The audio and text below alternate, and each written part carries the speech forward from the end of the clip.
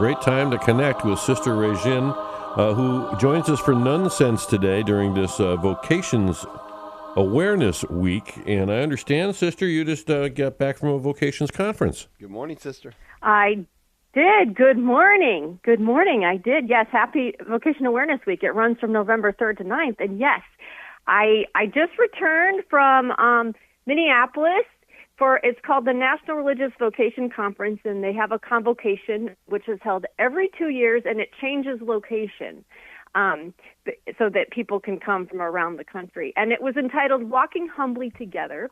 So it was sponsored by the Upper Midwest, why it was in Minnesota this year.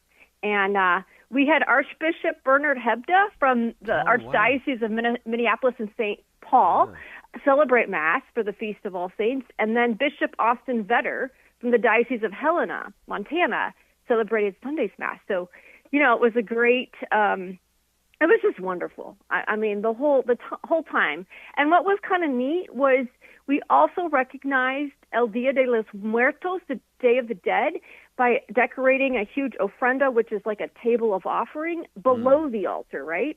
So we all brought photos of our patron saints for our religious communities, and then photos of our recently deceased loved ones, right, for All Souls. And so this was beautiful for me. I laid my patron saint for my community, St. Vincent de Paul, and a prayer card of my recently deceased friend, Sister Mary Carlo, on the ofrenda. I just buried her last Wednesday. So it was just beautiful to have that visual of that idea of, we have a communion of saints that are really cheering us on down here. So I loved it.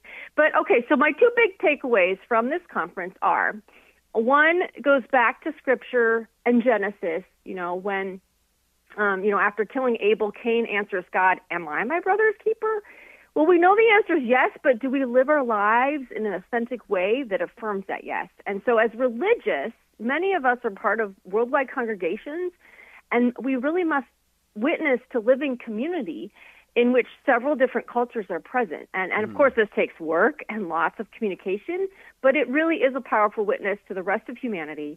And if it's done well, we know the fruit of a well-lived religious vocation is always joy.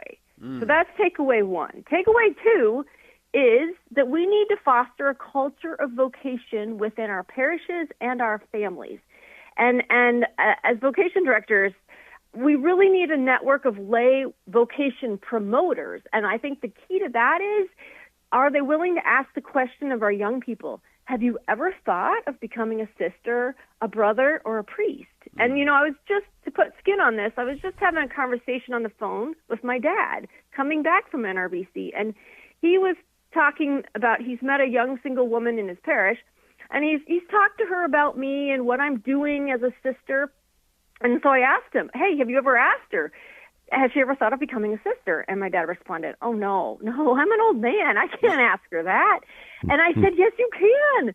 When you ask that question, have you ever become a sister, the immediate answer might be an emphatic, oh, no, but it's going to cause her to stop and think about it later. And the question itself is planting a seed that may be revisited by her maybe later that day, that week, year, or years, and you just never know. So it never hurts to ask the question, okay?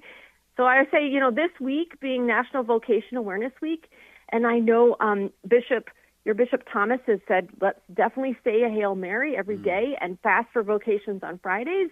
And I'm going to add, make sure we're all asking the question of young people, have you ever thought of becoming a sister, a brother, or a priest? I love that. And Sister, I'm going to go back real quickly. Just our condolences for the loss of your sister. I know you took care of her all the way during the particularly during the end of her life. So thank you for doing that. And now she beholds your husband and hers face to face with unveiled face. Gotta love that part. So yes, absolutely. Thank you so much. God bless. Thank you very much, Sister. Always a pleasure, and always some great takeaways whenever you come on. We love having you on, Sister Réjane. Have a wonderful day. If next time you could just be a little more, if you could be a little more energetic next time, Sister. Oh no! I almost said when when I began, I said, happy caffeinated day. I almost said that. I love it. Thank you, Sister Réjane. Okay, Always a bye. blast. Always fun. Thank you.